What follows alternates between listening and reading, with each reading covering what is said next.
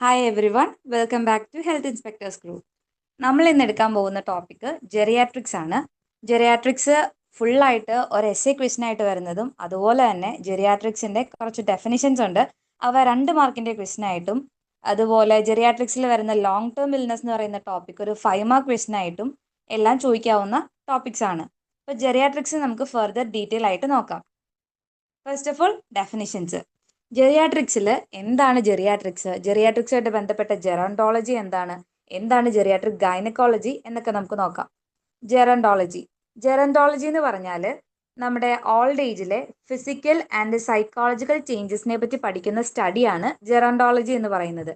ആ ഒരു ബ്രാഞ്ചിനെ വിളിക്കുന്ന പേരാണ് ജെറോണ്ടോളജി. അതിൽ ഓൾഡ് ഏജ് പീപ്പിളിൻ്റെ ഫിസിക്കൽ ആൻഡ് സൈക്കോളജിക്കൽ ചേഞ്ചസിനെ പറ്റിയാണ് പഠിക്കുന്നത്. അവർക്കുണ്ടാകുന്ന ശാരീരികമായും മാനസികമായും ഉണ്ടാകുന്ന മാറ്റങ്ങളെ പറ്റിയാണ് ജെറോണ്ടോളജിയിൽ പഠിക്കുന്നത്. അതേസമയം ജെറിയാട്രിക്സിലോട്ട് വരുവാണെങ്കിൽ മെഡിക്കൽ കെയർ ആണ് ഇമ്പോർട്ടൻസ് ആയിട്ട് കൊടുക്കുന്നത്. മെഡിക്കൽ കെയർ എന്ന് പറയുമ്പോൾ ഈ മാറ്റങ്ങൾ സംഭവിക്കുമ്പോൾ അല്ലെങ്കിൽ ആ ഒരു പ്രായത്തിലോട്ട് വരുമ്പോൾ അവർക്ക് എന്തെല്ലാം രീതിയിലുള്ള മെഡിക്കൽ കെയർ കൊടുക്കാം അല്ലെങ്കിൽ എങ്ങനെ കൊടുക്കാം എന്നുള്ളതിനെ പറ്റിയുള്ള സ്റ്റഡിയാണ് ജെറിയാട്രിക്സ്. അതിനെ ക്ലിനിക്കൽ ജെറോണ്ടോളജി എന്നും നമ്മൾ വിളിക്കും. പിന്നെ വരുന്നതാണ് ജെറിയാട്രിക് ഗൈനക്കോളജി. ഗൈനക്കോളജി എന്ന് പറയുമ്പോൾ തന്നെ നമുക്ക് അറിയാം ഗൈനക്കോളജിക്കൽ ആയിട്ടുള്ള പ്രോബ്ലംസ്, അതായത് ഫീമെയിൽ റിപ്രൊഡക്ഷനായിട്ട് ബന്ധപ്പെട്ടിട്ടുള്ള അതിൻ്റെ റിപ്രൊഡക്റ്റീവ് ഓർഗൻസുമായിട്ട് ബന്ധപ്പെട്ടുള്ള ഒരു ഏരിയ ആണ് ഗൈനക്കോളജി എന്ന് പറയുന്നത്. സോ ജെറിയാട്രിക് ഗൈനക്കോളജി എന്ന് പറയുമ്പോൾ ജെറിയാട്രിക് പീപ്പിളിൽ ഉണ്ടാകുന്ന മെയിൻ ആയിട്ടുള്ള ഗൈനക്കോളജിക്കൽ പ്രോബ്ലംസ് ആയ prolapse, non specific vaginitis, ovarian tumours, sexual issues, ഇതിനെപ്പറ്റിയെല്ലാം പഠിക്കുന്ന ഒരു പോർഷനാണ് ജെറിയാട്രിക് ഗൈനക്കോളജി എന്ന് പറഞ്ഞാൽ. സോ ഇത്രയാണ് മെയിനായിട്ട് ജെറിയാട്രിക്സിൽ വരുന്ന 3 മെയിൻ ഡെഫിനിഷൻസ്. ഈ 3 ഡെഫിനിഷൻസും 2 മാർക്ക് ക്വസ്റ്റനായിട്ട് വരാവുന്നതാണ്. ജെറോണ്ടോളജി എന്താണ്, ജെറിയാട്രിക്സ് എന്താണ്, ജെറിയാട്രിക് ഗൈനക്കോളജി എന്താണ്. പിന്നെ വരുന്നൊരു ഇമ്പോർട്ടൻറ്റ് ടോപ്പിക്കാണ് health problems of the aged. പ്രായമായവരിൽ കണ്ടുവരുന്ന ഹെൽത്ത് പ്രോബ്ലംസ് എന്തൊക്കെയാണ്, അത് എന്തുമായിട്ട് ബന്ധപ്പെട്ടിട്ടുള്ള ഹെൽത്ത് പ്രോബ്ലംസ് ആണ് അവർക്ക് വരുന്നത് എന്നുള്ളതാണ് നമ്മൾ ഇനി ഡീൽ ചെയ്യാൻ പോകുന്നത്. മെയിനായിട്ട് അവർക്ക് വരുന്ന പ്രോബ്ലംസ് 3ആയിട്ട് നമുക്ക് തിരിക്കാം. അതിൽ ഫസ്റ്റ് പ്രോബ്ലംസ് വരുന്നത് ഏജിങ് പ്രോസസ്സ് കൊണ്ടുണ്ടാകുന്ന മാറ്റങ്ങൾ. പ്രായമാകുന്നത് കൊണ്ട്, വയസ്സാകുന്നത് കൊണ്ടുണ്ടാകുന്ന പ്രോബ്ലംസ് ആണ് problems due to the ageing process. പിന്നെ വരുന്നതാണ് problems associated with long term illness. Long term ആയിട്ട് അസുഖങ്ങൾ ഉള്ളത് കൊണ്ട് അല്ലെങ്കിൽ ഒരു അസുഖങ്ങൾ കുറേ നാളായിട്ട് നിൽക്കുന്നുണ്ട് അല്ലെങ്കിൽ വരുന്ന അസുഖങ്ങൾ കുറേ നാളായിട്ട് അവരെ ബാധിക്കുന്നത് കൊണ്ടുണ്ടാകുന്ന പ്രോബ്ലംസ് ആണ് problems associated with long term illness എന്ന് പറയുന്നത്. ആൻഡ് ദ തേർഡ് വൺ വരുന്നത് സൈക്കോളജിക്കൽ പ്രോബ്ലംസ് ആണ്. നമ്മുടെ ഫിസിക്കലി വരുന്ന ചേഞ്ചസ് മൂലം ഉണ്ടാകുന്നതും അതുപോലെ തന്നെ അല്ലാതെ അവരുടെ സോഷ്യൽ ലൈഫിൽ വരുന്ന ചേഞ്ചസ് കൊണ്ടും ഒക്കെ ഇവർക്ക് മാനസികമായിട്ട് കുറേ പ്രോബ്ലംസ് കൂടി വരുന്നുണ്ട്. മാനസിക പ്രശ്നങ്ങൾ എന്ന് പറയുമ്പോൾ ഒത്തിരി ഭയങ്കര ഷിസോഫ്രീനിയ പോലത്തെ പ്രോബ്ലംസ് അല്ല, ബട്ട് സോഷ്യൽ ലൈഫിൽ അവർ അനുഭവിക്കുന്ന ആ ഒരു ലോൺലിനെസ് അല്ലെങ്കിൽ അവരുടെ ആ ഒരു ആക്റ്റീവ് ലൈഫിൽ നിന്നുണ്ടാകുന്ന ആ ഒരു റിട്ടയർമെന്റ് പീരീഡ്, അങ്ങനെയൊക്കെ വരുമ്പോൾ അവർക്ക് ചെറിയ ചെറിയ പ്രോബ്ലംസ് വന്ന് അത് മൊത്തത്തിൽ അവർക്കൊരു ഹോപ്പ്ലെസ്നെസ് പോലുള്ള സൈക്കോളജിക്കൽ പ്രോബ്ലംസിലോട്ടും നയിക്കാം. ഈ 3 പ്രോബ്ലംസ് ആണ് മെയിനായിട്ട് ജെറിയാട്രിക് പീപ്പിൾ അല്ലെങ്കിൽ ഏജ്ഡ് പീപ്പിൾ അനുഭവിക്കുന്ന പ്രോബ്ലംസ്. ഇതിനെല്ലാം നമുക്ക് ഫെർദർ ഡീറ്റെയിൽ ആയിട്ട് നോക്കാം. ഫസ്റ്റ് നമ്മൾ നോക്കാൻ പോകുന്നത് problems due to the ageing process, പ്രായമാകുന്നത് കൊണ്ടുണ്ടാകുന്ന പ്രോബ്ലംസ്. ഓൾഡ് ഏജ് എന്ന് പറയുന്നത് ഒരു പെർട്ടിക്കുലർ ഏജിന് ശേഷം ഉണ്ടാകുന്ന സാധനം എന്ന് നമുക്ക് ഒരിക്കലും പറയാൻ പറ്റില്ല. ബയോളജിക്കൽ ഏജിങ്, അതായത് ക്രോണോളജിക്കൽ ഏജ് ആണ് ഇയർ വൈസ് നമുക്ക് ഇൻക്രീസ് ആവുന്ന വയസ്സ് ക്രോണോളജിക്കൽ ഏജ്. ബയോളജിക്കൽ ഏജ് എന്ന് പറയുമ്പോൾ നമ്മുടെ ബോഡി അല്ലെങ്കിൽ നമ്മുടെ മൈൻഡ് കൊണ്ടുണ്ടാകുന്ന നമുക്കുണ്ടാകുന്ന ഏജിങ് ആണ്. വയസ്സാകുന്നത് കൊണ്ട് അല്ലെങ്കിൽ വർഷങ്ങൾ കടന്നു പോകുന്നതുകൊണ്ട് മാത്രം ആളുകൾ വയസ്സാകുന്നില്ല. മാനസികമായിട്ടും ശാരീരികമായിട്ടും വയസ്സായി എന്നൊരു കോൺസെപ്റ്റിലോട്ട് ആളുകൾ എത്തണമെന്നില്ല പ്രായം കൂടുന്തോറും. മറിച്ച് സ്കിന്നിനുണ്ടാകുന്ന ചേഞ്ചസ് പോലെ പല പല ഫിസിക്കൽ ചേഞ്ചസ് അവർക്ക് ഉണ്ടായേക്കാം. പക്ഷെ അതിൽ കൂടുതലായിട്ട് വരുന്നത് നമ്മുടെ മനസ്സിനുണ്ടാകുന്ന ചേഞ്ചസ് ആണ് പ്രായമായി അല്ലെങ്കിൽ വയസ്സായി എന്നൊരു കോൺസെപ്റ്റിലോട്ട് നമ്മളെ എത്തിക്കുന്നത്. ഏജിങ് എന്ന് പറയുന്നത് ഒരു നാച്ചുറൽ പ്രോസസ്സാണ്. പക്ഷെ സെനസെൻസ് എന്ന് പറയുന്നത് നമ്മുടെ ബോഡി ഫങ്ഷൻസ് ഈ ഏജിങ്ങിനനുസരിച്ച് ഡിക്ലൈൻ ആകുമ്പോൾ, നഷ്ടപ്പെടുമ്പോൾ അല്ലെങ്കിൽ ഡിക്രീസ് ആകുമ്പോൾ സംഭവിക്കുന്ന ഒരു പ്രോസസ്സാണ് സെനസെൻസ് എന്ന് പറയുന്നത്. ഏജിങ് ഒരു നാച്ചുറൽ പ്രോസസ്സാണ്, ബട്ട് സെനസെൻസ് ആ ഒരു ഏജിങ് കാരണം ഉണ്ടാകുന്ന നമ്മുടെ ഡിക്ലൈൻ ഓഫ് ബോഡി ഫങ്ഷൻസ് ആണ്. സമയം കൂടുന്തോറും, സമയം കഴിയും തോറും, വർഷങ്ങൾ കടന്നു പോകും തോറും നമ്മുടെ ബോഡിയിൽ ഉണ്ടാകുന്ന ഈ ചേഞ്ചസ് ചിലപ്പോൾ ഹാംഫുൾ ചേഞ്ചസ് ആകാം, അത് പതിയെ പതിയെ നശിച്ച് നമ്മുടെ ഡെത്തിലോട്ട് വരെ നയിക്കാം. നമ്മുടെ ഏജിങ്ങിനെ പറ്റിയുള്ള നമ്മുടെ നോളജ് വെരി ലിമിറ്റഡ് ആണ്. എന്താണ് ആക്ച്വലി ഏജിങ്ങിൽ സംഭവിക്കുന്നത്, അല്ലെങ്കിൽ ഇന്ന കാര്യങ്ങൾ മസ്റ്റായിട്ടും ഏജിങ്ങിൽ സംഭവിക്കും എന്നൊന്നും നമുക്ക് പറയാൻ പറ്റില്ല.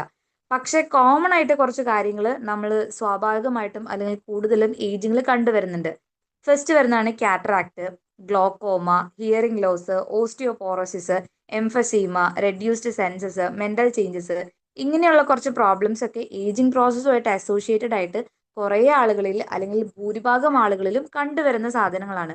കാറ്ററാക്ട് നമ്മുടെ തിമിരം ഒരു 50 അല്ലെങ്കിൽ ഒരു 60+ ആയിട്ടുള്ള ആളുകളിൽ മിക്കവരിലും കാറ്ററാക്ട് വരുന്നുണ്ട്, എന്ന് വെച്ച് എല്ലാവരിലും വരണമെന്നില്ല. അതുപോലെ തന്നെ ഗ്ലോക്കോമ, ഹിയറിംഗ് ലോസ്, ഓസ്റ്റിയോപോറോസിസ്, എല്ലുകൾക്കുണ്ടാകുന്ന ദ്രവീകരണം, പിന്നെ എംഫസീമ, നമ്മുടെ ലങ്സിന്റെ ആൽവിയോളയ്ക്ക് ഉണ്ടാകുന്ന ഡിഫക്റ്റ്, പിന്നെ സെൻസസിന്റെ റെഡ്യൂസ്, അതായത് നമ്മുടെ വിഷന്, ഹിയറിങ്, ടേസ്റ്റ്, അങ്ങനെയുള്ള നമ്മുടെ എല്ലാ സെൻസസും, ടച്ച്, അങ്ങനെയുള്ള എല്ലാ സെൻസസും നമുക്ക് കുറഞ്ഞു വരും. മെന്റലി ഉണ്ടാകുന്ന ചേഞ്ചസ്, ഇതെല്ലാം ഏജിങ്ങിനോട്ട് അനുബന്ധിച്ചുണ്ടാകുന്ന പ്രോബ്ലംസ് ആണ്. നെക്സ്റ്റ് വരുന്നതാണ് problems associated with long term illness. Long term illness കാരണം ഉണ്ടാകുന്ന പ്രോബ്ലംസ് ആണ് ഇനി പറയുന്നത്. ഫസ്റ്റ് വരുന്നത് ഡീജനറേറ്റീവ് ഡിസീസസ് ആണ്.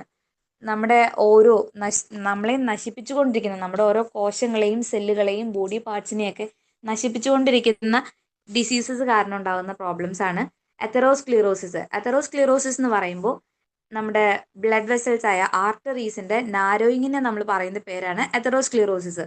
ഇങ്ങനെ വരുമ്പോൾ നമ്മുടെ ഏത് ആർട്ടറിയാണ് ചുരുങ്ങുന്നത് അങ്ങോട്ടുള്ള ബ്ലഡ് ഫ്ലോ കുറയുകയും അങ്ങനെ ബ്ലഡ് പ്രഷർ കൂടാം, അവിടെ ക്ലോട്ടുകൾ ഫോം ചെയ്യാം, അല്ലെങ്കിൽ പ്രഷർ കൂടി അവിടുത്തെ ആ ഒരു ബ്ലഡ് വെസൽ രക്തക്കുഴൽ റപ്ചർ വരെ സംഭവിക്കാം. അങ്ങനത്തെ വലിയ വലിയ പ്രശ്നങ്ങളിലോട്ട് ഈ അത്തറോസ്ക്ലിറോസിസ് നയിക്കാം. മെയിനായിട്ട് ഈ അത്തറോസ്ക്ലിറോസിസ് വരുന്നത് പൂർ ഡയറ്റ് കാരണോ, അല്ലെങ്കിൽ പാരമ്പര്യം ഹെറിഡിറ്റി കാരണോ, അല്ലെങ്കിൽ പൊണ്ണത്തടിയോ, ഒബീസിറ്റി കാരണോ, അല്ലെങ്കിൽ സ്ട്രെസ് കാരണോ ഒക്കെയാണ് അത്തറോസ്ക്ലിറോസിസ് മെയിനായിട്ട് വരുന്നത്, അല്ലെങ്കിൽ അത്തറോസ്ക്ലിറോസിസ് പിന്നീട് വലിയ പ്രശ്നങ്ങളിലോട്ട് നയിക്കുന്നത്. നെക്സ്റ്റ് വരുന്ന ഒരു കോസ് ആണ് ക്യാൻസർ. 40 വയസ്സിന് മേലെ ക്യാൻസർ ഉണ്ടാകാനുള്ള റിസ്ക് കൂടി വരുന്നുണ്ട്. അതുപോലെ തന്നെ പ്രോസ്റ്റേറ്റ് ക്യാൻസർ ആണ് 65 വയസ്സിന് മുകളിൽ ഏറ്റവും കോമൺ ആയിട്ട് കണ്ടുവരുന്നത്. പിന്നെ വരുന്നത് ആക്സിഡൻസ്. ആക്സിഡൻസ് എന്ന് പറയുമ്പോൾ നമ്മുടെ റോഡ് ട്രാഫിക് ആക്സിഡൻസ്, വണ്ടി കൊണ്ടുണ്ടാകുന്ന അപകടങ്ങൾ മാത്രമല്ല, ജസ്റ്റ് വീട്ടിൽ ഒന്ന് വീഴുമ്പോൾ വരെ പെട്ടെന്ന് എല്ലുകൾ ഒടിയുന്ന അവസ്ഥ വരെ ഉണ്ടാകാം. യങ് ഏജിൽ അല്ലെങ്കിൽ അഡൽട്ടിങ് ഏജിൽ നമ്മളൊന്ന് വീണു എന്ന് വെച്ച് നമുക്ക് വല്ല ചതവോ മുറിവോ ഒക്കെ സംഭവിക്കുള്ളൂ. പക്ഷെ ആ ഒരു ചെറിയ വീഴ്ച വരെ ഓൾഡ് ഏജ് ആകുമ്പോൾ ഫ്രാക്ചേഴ്സ് പോലെയുള്ള സംഭവങ്ങൾ ഉണ്ടാകാൻ സാധ്യതയുണ്ട്. ബോൺസ് കുറച്ചും കൂടെയും നമ്മുടെ ഫ്രജൈൽ ആകും. കാരണം പ്രായം കൂടുന്തോറും നമ്മുടെ കാൽഷ്യം ലോസ്, നമ്മുടെ ശരീരത്തിൽ നിന്ന് കാൽഷ്യം നഷ്ടപ്പെട്ടുകൊണ്ടിരിക്കും. അങ്ങനെ നമ്മുടെ ബോൺസിന്റെ സ്ട്രെങ്ത്തും ഡെൻസിറ്റിയും ഒക്കെ കുറഞ്ഞിട്ട് പെട്ടെന്ന് പൊട്ടുന്ന രീതിയിലാകും. അതാണ് ഫ്രജൈൽ ആകും. അപ്പോൾ ഫോൾസ് കാരണം ഫ്രാക്ചേഴ്സ് എല്ലാം കോമൺ ആയിരിക്കും. മിക്കവാറും തന്നെ നമ്മുടെ ഫീമർ ബോണിന്റെ ആ ഒരു പോർഷനിൽ, നെക്ക് പോർഷനിലായിരിക്കും കൂടുതലായിട്ടും, നമ്മുടെ തുടയിലിന്റെ നെക്ക് പോർഷനിലാണ് കൂടുതലായിട്ടും പൊട്ടലുകൾ കൂടുതലായിട്ട് കണ്ടുവരുന്നത്. നമ്മുടെ വീടുകളിൽ തന്നെയാണ് കൂടുതലും ഫോള്, എൽഡർലി പീപ്പിളിന് ഫോള് കൂടുതലായിട്ട് ഉണ്ടാകുന്നത് പുറത്തെവിടെയും വെച്ചല്ല, വീടുകളിൽ തന്നെയാണ്. പിന്നെ വരുന്നതാണ് ഡയബറ്റീസ്. കാർബോഹൈഡ്രേറ്റ് മെറ്റാബോളിസത്തിന് ഉണ്ടാകുന്ന പ്രശ്നങ്ങൾ കൊണ്ടാണ് നമുക്ക് ഗ്ലൂക്കോസ് ഇൻടോളറൻസ് ഒക്കെ ഉണ്ടായിട്ട് നമ്മുടെ ശരീരത്തിൽ ഇൻസുലിന്റെ ഉൽപാദനം അല്ലെങ്കിൽ അതിന്റെ ആ ഒരു മെറ്റാബോളിസം ഒക്കെ തകരാറിലാവുകയും അതുപോലെ ചെറിയ ചെറിയ കാർബോഹൈഡ്രേറ്റ് മെറ്റാബോളിസത്തിലുള്ള പ്രശ്നങ്ങൾ വന്നു തുടങ്ങും. ഷുഗറിന്റെ അളവ് കൂടിയും കുറഞ്ഞൊക്കെ ഇരിക്കും. ലേറ്റർ അത് കൂടി കൂടി ഡയബറ്റീസിലോട്ട് നയിക്കും. ഏകദേശം 75% ഓഫ് കേസസിലും 50 വയസ്സിന് ശേഷം ഡയബറ്റീസ് ഉണ്ടാകാനുള്ള സാധ്യത കൂടുതലാണ്.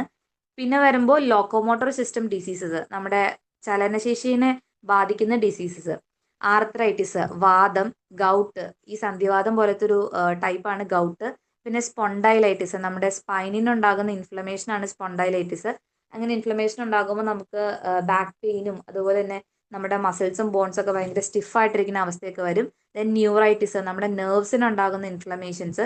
നെർവ്സിന് ഇൻഫ്ലമേഷൻ ഉണ്ടാകുമ്പോൾ അവിടെ വീക്ക്നെസ്സും അതുപോലെ ടിംഗ്ലിംഗ് സെൻസേഷനും പാരാലിസിസും ഒക്കെ ഉണ്ടാകാം. അതുപോലെ മയോസൈറ്റിസ്, മസിൽസിനുണ്ടാകുന്ന ഇൻഫ്ലമേഷൻ, അതുവഴി നമ്മുടെ സ്കിന്നിനുണ്ടാകുന്ന ഇഷ്യൂസ്, മസിൽ വീക്ക്നെസ് ഒക്കെ വരാം. ഇങ്ങനത്തെ കോമൺ പ്രോബ്ലംസ് ഉണ്ടാകാം. ഇതെല്ലാം കാരണം നമുക്ക് ബോഡി മൊത്തത്തിൽ പെയിനും സ്റ്റിഫ് ആവുകയും അതുപോലെ നമ്മുടെ ബോഡി ഫങ്ഷനിങ് അല്ലാത്ത ഡിസേബിൾ ആകുന്ന അവസ്ഥയെ വരെ ഉണ്ടാകാം. അതാണ് ലോക്കോമോട്ടർ സിസ്റ്റം ഡിസീസസിൽ വരുന്നത്. പിന്നെ വരുന്നത് റെസ്പിറേറ്ററി ഇൽനെസ് ആണ്. റെസ്പിറേറ്ററി ഇൽനെസ്സിൽ വരുന്നത് ബ്രോങ്കൈറ്റിസ് ഉണ്ടാകാം, ആസ്മ ഉണ്ടാകാം, എംഫസീമിയ ഉണ്ടാകാം. ഇതെല്ലാം പ്രായമാവുന്നവരിൽ കോമൺ ആയിട്ട് വരുന്ന റെസ്പിറേറ്ററി ഇൽനെസ്സുകളാണ്. പിന്നെ വരുന്നതാണ് ജനൈറ്റോ യൂറിനറി പ്രോബ്ലംസ്. നമ്മൾ നേരത്തെ പറഞ്ഞു പ്രോസ്റ്റേറ്റിന് ക്യാൻസർ ഉണ്ടാകാം. അതുപോലെ തന്നെ വരുന്നതാണ് നോൺ ക്യാൻസറസ് ആയിട്ടുള്ള ബെനൈൻ ആയിട്ടുള്ള പ്രോസ്റ്റേറ്റ് എൻലാർജ്മെന്റ്. അങ്ങനെ പ്രോസ്റ്റേറ്റ് എൻലാർജ് ആകുമ്പോൾ മെയിൽസിൽ ആ ഒരു യൂറിന്റെ ഫ്ലോ തടയുകയും നമുക്ക് യൂറിനേഷന് ഭയങ്കര ബുദ്ധിമുട്ടും പെയിൻഫുള്ളും ഒക്കെ ആയിട്ടുള്ള അവസ്ഥയിലോട്ട് കടന്നു വരും. അങ്ങനെ വരുമ്പോൾ ഫ്രീക്വന്റ് ആയിട്ട് എപ്പോഴും നമുക്ക് യൂറിനേറ്റ് ചെയ്യണം എന്നൊരു ഫീലിംഗ് ഉണ്ടാകും. അതാണ് യൂറിൻ ഫ്രീക്വൻസി എന്ന് പറയുന്നത്. ദെൻ അർജൻസി എന്ന് പറയുമ്പോൾ യൂറിനേറ്റ് ചെയ്യാൻ തോന്നുമ്പോൾ അപ്പം തന്നെ പെട്ടെന്ന് തന്നെ മൂത്രം ഒഴിക്കേണ്ട അവസ്ഥ, അല്ലെങ്കിൽ അങ്ങനെ അർജന്റ് ആയിട്ട് നമുക്ക് യൂറിനേറ്റ് ചെയ്യേണ്ട ആ ഒരു ഫീലിംഗ് നമുക്ക് വരും. അതാണ് അർജൻസി. Then difficult urination. ഇനി പെട്ടെന്ന് എപ്പോഴും മൂത്രമൊഴിക്കാൻ മുട്ടിയാലും അർജൻസി ഉണ്ടെങ്കിലും നമുക്ക് യൂറിനേറ്റ് ചെയ്യുമ്പോൾ അത് ഭയങ്കര ബുദ്ധിമുട്ടുള്ള ഭയങ്കര പെയിൻഫുൾ ആയിട്ടുള്ളൊരു പ്രോസസ്സായിട്ട് മാറുകയും ചെയ്യും. അതുപോലെ തന്നെ നൈറ്റ് ടൈം യൂറിനേഷൻ, നൊക്ടൂറിയ എന്ന് പറയും. നൈറ്റ് ടൈം യൂറിനേഷൻ കൂടുതലായിട്ടും ഓൾഡ് ഏജിൽ കാണപ്പെടുന്നുണ്ട്. ഇങ്ങനത്തെ ജനൈറ്റോ യൂറിനറി പ്രോബ്ലംസും ഓൾഡ് ഏജ് പീപ്പിളിൽ കണ്ടുവരുന്നുണ്ട്. അപ്പം നമ്മൾ ഏജിങ് പ്രോസസ്സുമായിട്ടുള്ള പ്രോബ്ലംസ് കണ്ടു, അതുപോലെ തന്നെ ലോങ് ടേം ഇൽനെസ്സുമായിട്ടുള്ള പ്രോബ്ലംസ് കണ്ടു. അതിൽ ലോങ് ടേം ഇൽനെസ് കൂടിയുള്ള പ്രോബ്ലംസ് 5 മാർക്ക് ക്വസ്റ്റൻ ആയിട്ട് അത് തന്നെ ചോദിക്കാവുന്നതാണ്. സോ ഈ ഓരോ പോയിന്റും പഠിച്ചിരിക്കുക. അതിന് ഓരോന്നിനും 2-3 വേർഡ്സ്, ഒരു സെന്റൻസ് നമുക്ക് എക്സ്പ്ലെയിൻ ചെയ്യാനുള്ള രീതിയിൽ ഉണ്ടാകുകയും വേണം. പിന്നെ വരുന്ന പ്രോബ്ലംസ് ആണ് സൈക്കോളജിക്കൽ പ്രോബ്ലംസ്. നമ്മൾ പറഞ്ഞു ഓൾഡ് ഏജിന്റെ പീരീഡിൽ അവർ മാനസികമായിട്ട് കുറേ സംഘർഷങ്ങളിലൂടെ കടന്നു പോകുന്നുണ്ട്.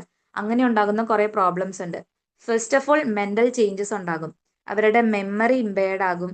അതുപോലെ തന്നെ ഇവർക്ക് മുരട് സ്വഭാവമൊക്കെ കൂടി എന്ന് നമ്മൾ പറയില്ലേ, ഭയങ്കര കർക്കശക്കാരാകും, ഭയങ്കര ഇറിറ്റബിൾ ആകും, ഭയങ്കര ദേഷ്യവും വാശിയും ഒക്കെ കൂടും. അതുപോലെ തന്നെ എന്തെങ്കിലും മാറ്റങ്ങൾ, ചെറിയ ചെറിയ മാറ്റങ്ങൾ വരെ ഇവർക്ക് ഒട്ടും താല്പര്യമില്ലാതെ അല്ലെങ്കിൽ ഒട്ടും ഇഷ്ടപ്പെടാത്ത രീതിയിലാകും. ചെയ്തുകൊണ്ടിരിക്കുന്ന കാര്യങ്ങൾ അതേ രീതിയിൽ തന്നെ ഇവർക്കൊരു മാറ്റം അല്ലെങ്കിൽ ആ ഒരു ഫ്ലെക്സിബിലിറ്റി ഇവരുടെ ലൈഫിൽ നിന്ന് മാറും. അങ്ങനത്തെ മെന്റൽ ചേഞ്ചസ് ഇവർക്ക് ഉണ്ടാകാം.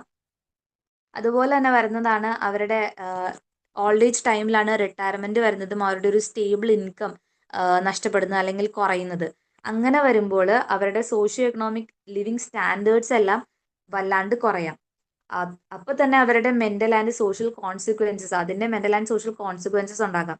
അത്രയും നാളും രാജാവിനെ പോലെ വാണിരുന്നവര് റിട്ടയർമെന്റ് ആവുമ്പോൾ ഒന്ന് മാറി നിൽക്കണം, അല്ലെങ്കിൽ മറ്റൊരാളുടെ കീഴിലാവണം. അത്രയും നാളും വീട് ഭരിച്ചിരുന്നവർ വേറൊരാളുടെ മക്കളുടെ കീഴിലാവണം എന്നൊരു കോൺസെപ്റ്റ് വരുമ്പോൾ തന്നെ അവർക്ക് ആ ഒരു പവർ നഷ്ടപ്പെട്ടു എന്നൊരു കോൺസിക്വൻസസ് ഒക്കെ വരാം.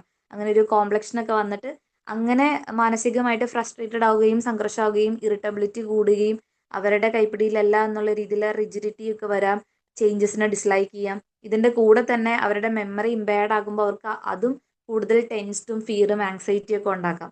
അങ്ങനെ വരുന്ന മെന്റൽ ചേഞ്ചസും സൈക്കോളജിക്കൽ പ്രോബ്ലംസിന് കാരണമാകും. പിന്നെ വരുന്നതാണ് സെക്ഷുവൽ അഡ്ജസ്റ്റ്മെന്റ്സ്. ഒരു 40 മുതൽ 50 വയസ്സിന്റെ ഇടയിൽ വരെ വിമന്റെ കേസിലാണെങ്കിൽ റിപ്രൊഡക്ഷൻ നിൽക്കും, സെസേഷൻ ഉണ്ടാകും, സ്റ്റോപ്പ് ചെയ്യപ്പെടും.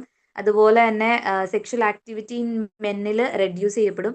ഇങ്ങനെ വരുമ്പോൾ ആ ഒരു അവരുടെ ആ ഒരു സെക്ഷൽ ലൈഫ് തന്നെ റെഡ്യൂസ്ഡ് ആകാം അല്ലെങ്കിൽ ഡിമിനിഷ്ഡ് ആകാം. അങ്ങനെ ഫ്രസ്ട്രേഷൻ ഉണ്ടാകാം, ഫിസിക്കൽ ആൻഡ് ഇമോഷണൽ ഡിസ്റ്റർബൻസസ് ഉണ്ടാകാം. കപ്പിൾസ് അവരുടെ ഹസ്ബൻഡ് ആൻഡ് വൈഫിന്റെ ഇടയിലാണെങ്കിൽ ഇറിറ്റബിലിറ്റിയും ജലസിയും ഡെസ്പോണ്ടൻസി എന്ന് പറയുമ്പോൾ ഹോപ്പ്ലെസ്നെസ് അല്ലെങ്കിൽ അൺഹാപ്പിനെസ് ഫീലിംഗ് ഒക്കെ കൂടുതലായിട്ടും വെരി ഫ്രീക്വന്റ് ആയിട്ട് കണ്ടുവരാം. അങ്ങനത്തെ പ്രോബ്ലംസും ഈ ഓൾഡ് ഏജിന്റെ പീരീഡിൽ കൂടുതലായിട്ട് കണ്ടുവരുന്നതാണ്. പിന്നെ വരുന്നതാണ് ഇമോഷണൽ ഡിസോർഡേഴ്സ്. സോഷ്യൽ മാലഡ്ജസ്റ്റ്മെന്റ് കാരണമാണ് മെയിൻ ആയിട്ട് ഇമോഷണൽ ഡിസോർഡേഴ്സ് വരുന്നത്. അവർക്ക് സൊസൈറ്റിയിൽ ഉണ്ടായിരുന്ന ആ ഒരു പൊസിഷൻ ചേഞ്ച് ആകും, അല്ലെങ്കിൽ അവർക്കുണ്ടായിരുന്ന ആ ഒരു വോയിസ്, ഒപ്പീനിയൻ പറയാനുള്ള ആ ഒരു ഓപ്ഷൻ, അതൊക്കെ കുറഞ്ഞു വരുമ്പോൾ അവർക്ക് സൊസൈറ്റിയായിട്ട് അഡ്ജസ്റ്റ് ചെയ്യാൻ പറ്റാണ്ട് വരും. അതുപോലെ തന്നെ സൊസൈറ്റിയിൽ അത്രയും നാൾ ആക്റ്റീവായിട്ട് നിന്നവർക്ക് അത്രയും ആക്റ്റീവായിട്ട് നിൽക്കാൻ പറ്റാതെ വരുമ്പോൾ ആ ഒരു മാറ്റത്തിനനുസരിച്ച് ഇവർക്കൊപ്പം എത്താൻ സാധിക്കാതെ വരികയും അവർക്ക് അവിടെ ഒരു പൊസിഷൻ തീരെ ഇല്ല എന്നൊരു കോംപ്ലക്സിറ്റി അല്ലെങ്കിൽ അങ്ങനെ ഒരു തോട്ട് അവർക്ക് കയറി വരികയും അങ്ങനെ സോഷ്യലി മാലഡ്ജസ്റ്റഡ് ആവുകയും ചെയ്യും. അതുപോലെ തന്നെ അഡാപ്റ്റേഷൻ ഭയങ്കരമായിട്ട് കുറയും. അപ്പോൾ ഹാപ്പിനെസ്സിനെ അത് ഭയങ്കരമായിട്ട് ബാധിക്കുന്ന ഒരു കാര്യമാണ്. നമുക്ക് മാറ്റത്തിനനുസരിച്ച് അഡാപ്റ്റ് ചെയ്യാൻ പറ്റിയില്ലെങ്കിൽ, നമ്മുടെ സൊസൈറ്റിക്ക് അനുസരിച്ച് നമുക്ക് അഡാപ്റ്റ് ചെയ്യാൻ പറ്റിയില്ലെങ്കിൽ, അല്ലെങ്കിൽ ആ ഒരു ഓൾഡ് ഏജിനോട് നമുക്ക് അഡാപ്റ്റ് ചെയ്യാൻ പറ്റിയില്ലെങ്കിൽ അത് നമുക്ക് ഭയങ്കരമായിട്ട് ബുദ്ധിമുട്ടുണ്ടാക്കുന്ന കാര്യമാണ്. ഇങ്ങനെ ഫെയിലിയർ ആയാൽ ബിറ്റർനെസ് ഉണ്ടാകാം, ഇന്നർ വിഡ്രോവൽ, സ്വയം ഉൾവലിയുന്ന അവസ്ഥ, ഡിപ്രഷൻ, അതുപോലെ ലൈഫ് മടുത്തു എന്നുള്ള അവസ്ഥ, ഈവൻ സൂയിസൈഡ് എന്നൊരു തോട്ടിലോട്ട് വരെ ഇവർക്ക് പോകാം. അങ്ങനെയുള്ള ഇമോഷണൽ ഡിസോർഡേഴ്സിലോട്ടൊക്കെ കടന്നു പോകാവുന്ന ഒരവസ്ഥയാണ് ഓൾഡ് ഏജും. അപ്പൊ ഇത്രയാണ് നമ്മൾ മെയിൻ ആയിട്ട് പ്രോബ്ലംസ് പറഞ്ഞത്. പ്രോബ്ലംസ് റിലേറ്റഡ് ടു ഏജിങ് പറഞ്ഞു, problems associated with long term illness പറഞ്ഞു, അതുപോലെ തന്നെ സൈക്കോളജിക്കൽ പ്രോബ്ലംസ്. ഈ 3 പ്രോബ്ലംസ് നമ്മൾ ഡീറ്റെയിൽ ആയിട്ട് പറഞ്ഞു. ഇത്രയാണ് നമ്മൾ മെയിൻ ആയിട്ട് ഈ ഒരു പാർട്ടിൽ നമ്മൾ നോക്കിയിരിക്കുന്നത്. ഡെഫിനിഷൻസ് പറഞ്ഞു, അതുപോലെ തന്നെ പ്രോബ്ലംസും പറഞ്ഞു. ഫർദർ നമ്മൾ ഓൾഡ് ഏജിൽ ഉണ്ടാകുന്ന ഏജിങ് പ്രോസസ്സിനെ നമുക്ക് ഹെൽത്തി ആക്കാൻ വേണ്ടിയിട്ട് എന്തൊക്കെ നമുക്ക് ചെയ്യാം, ലൈഫ് സ്റ്റൈലിൽ എന്തൊക്കെ ചേഞ്ചസ് വരുത്താം എന്നുള്ളതിനെ പറ്റിയും, അതുപോലെ തന്നെ ഇതുമായിട്ട് റിലേറ്റഡ് ആയിട്ടുള്ള കുറച്ച് പോളിസീസും പ്രോഗ്രാംസും എല്ലാം നമ്മൾ നെക്സ്റ്റ് പാർട്ടിൽ ഡിസ്കസ് ചെയ്യുന്നതായിരിക്കും. സോ ഈ പാർട്ടിൽ നിങ്ങൾക്ക് എന്തെങ്കിലും ഡൗട്ട്സ് ഉണ്ടെങ്കിൽ നിങ്ങൾക്ക് താഴെ കമൻറ്റ് ചെയ്യാവുന്നതാണ്. So this is all about the class. Thank you.